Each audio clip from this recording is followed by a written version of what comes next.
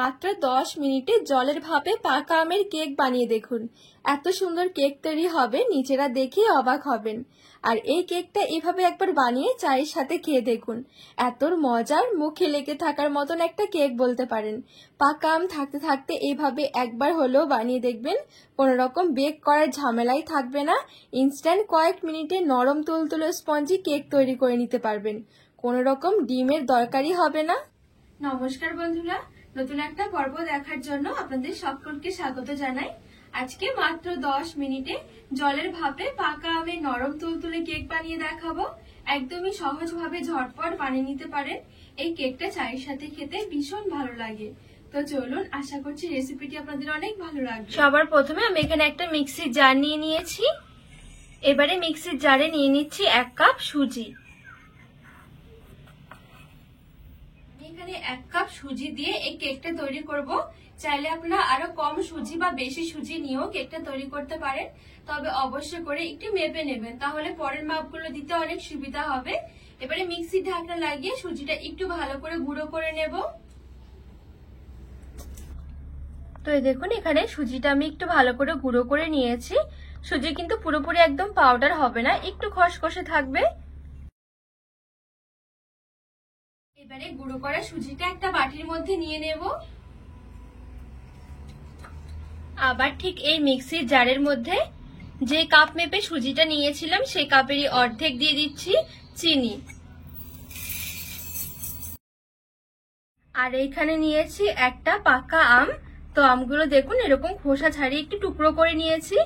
এবারে এই মিক্সির জারের মধ্যে চিনির সাথে নিয়ে নেব।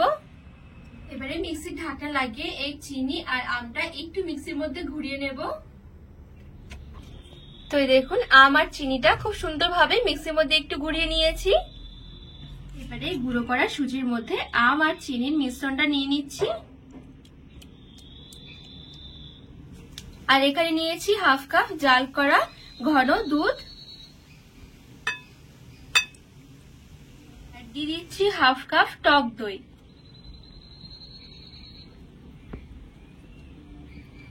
সাদা তেল দিয়ে দিচ্ছি 2 টেবিল চামচ।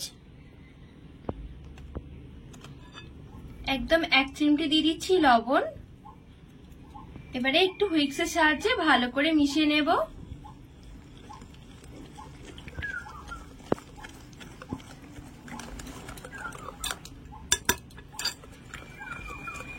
আর যদি হাতের কাছে টক দই না থাকে, না দিলেও হবে। টক দইয়ের পরিবর্তে 1 টেবিল চামচ লেবুর রস দিয়ে দেবেন, সেম কাজ হবে।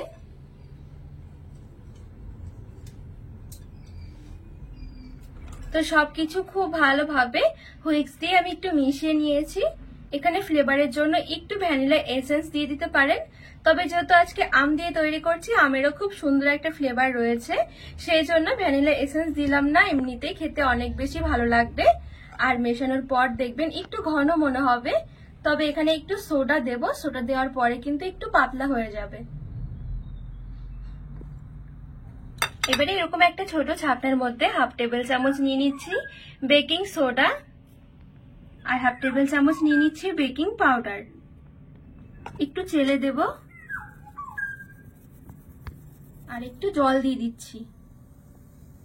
এবারে ভালো করে মিশিয়ে নেব।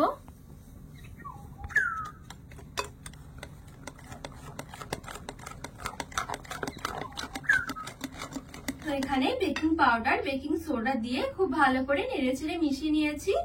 আর এখানে কিন্তু কেকের ব্যাটার রেস্টে রাখতে হবে না, যেহেতু আমি সুজিটা আগে গুঁড়ো করে নিয়েছি, সেই কারণে রেস্টে না রাখলেও কিন্তু চলবে।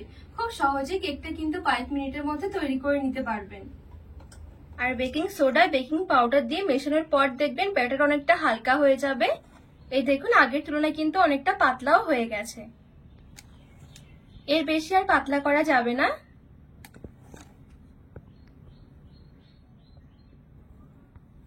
এবারে এখানে আমি অল্প একটু নিয়েছি কিশমিশ, আপনারা যে কোনো ড্রাই ফ্রুট নিতে পারেন।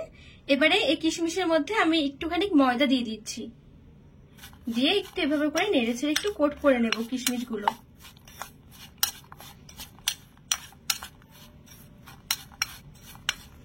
তো এই দেখুন, কিশমিশগুলো একটু ময়দা দিয়ে কোট করে নিয়েছি। এতে করে কেকের ব্যাটারের নিচে চলে যাবে না, ঠিক মাঝখানে মাঝখানে থাকবে এই কিশমিশগুলো। আর ময়দাটা না দিলে কিন্তু এই ড্রাই ফ্রুটটা একদম নিচে চলে যাবে কেকের। এবারে কেকের ব্যাটারে দিয়ে দিচ্ছি।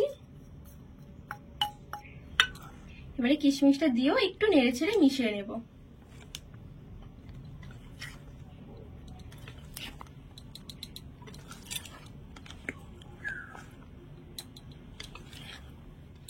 তো খুব ভালো করে মিশিয়ে নিয়েছি। এখন কিন্তু কেকের ব্যাটার একদম রেডি। এইদিকে একটা স্কোয়ার টাইপের মোল্ড নিয়েছি, একটু তেল দিয়ে দিচ্ছি, একটু চারদিকে লাগিয়ে নেব।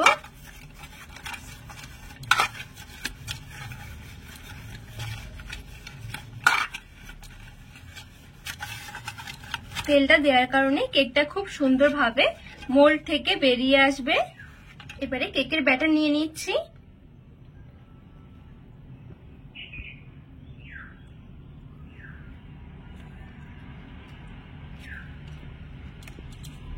এবারে একটু ভাবে করে ঝাঁকিয়ে নেব। এবারে গ্যাস ধরিয়ে এখানে একটা কড়াই বসিয়ে দিয়েছি। কড়াইয়ে একটু জল দিয়ে দিচ্ছি। কড়াইয়ের মাঝখানে একটা স্ট্যান্ড দিয়ে দিচ্ছি। এবারে কেকের মোল্ডটা বসিয়ে দেব আর ঢাকা দিয়ে মিডিয়াম থেকে লো আঁচের মাঝামাঝি রেখে দেব পুরো 10 মিনিট। আর যদি ঢাকনায় কোনো ছিদ্র থাকে সেটা বন্ধ করে দিতে হবে। তো 10 মিনিট পর আপনাদেরকে দেখাচ্ছি কেকটা কেমন হয়েছে। 10 মিনিটের জন্য মিডিয়াম আঁচে কেকটা ভাপিয়ে নিয়েছি। এর বেশি একদমই টাইম লাগবে না। একটু দেখে নিচ্ছি কেকটা ঠিকঠাক হয়েছে নাকি, কাঠি দিয়ে চেক করে নিচ্ছি। কাঠি ক্লিয়ার বেরিয়ে এসেছে, তার মানে কেকটা ভেতর থেকেও হয়ে গেছে। কেকটা নামিয়ে এবারে একটু ঠান্ডা করে নেব। ঠান্ডা হলে কেক দেখবেন খুব সুন্দরভাবে একটু সাইড থেকেও ছেড়ে ছেড়ে আসবে। আর দেখুন কেকটা কতটা সুন্দর হয়েছে। ওপরে একটা থালা দিয়ে এভাবে করে একটু উল্টে হালকা হাতে বের করে নিচ্ছি। কেকটা সহজে বেরিয়েও আসবে। আর এই দেখুন কতটা সুন্দর হয়েছে কেকটা।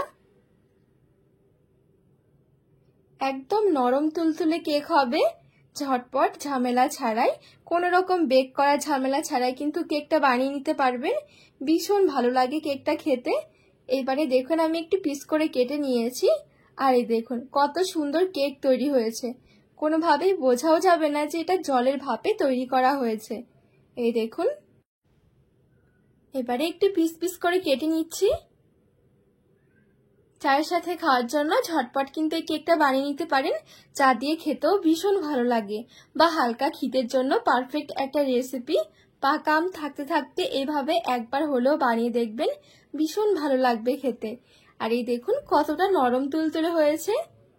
একদম নরম তুলতুলে স্পঞ্জি কেক তৈরি হবে। ডিম ছাড়াই কেকটা ঝটপট তৈরি করে নিতে পারবেন। আর এত সুন্দর কেক তৈরি হবে দেখে মন ভরে যাবে। কোনো রকম ঝামেলা ছাড়াই কয়েক মিনিটে কেকগুলো বানিয়ে নিতে পারেন। এই দেখুন। তো বন্ধুরা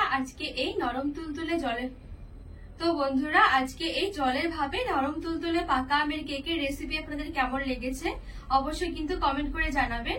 আর রেসিপি ভালো লাগলে চ্যানেলটিকে সাবস্ক্রাইব করে পাশে থাকার অনুরোধ রইল।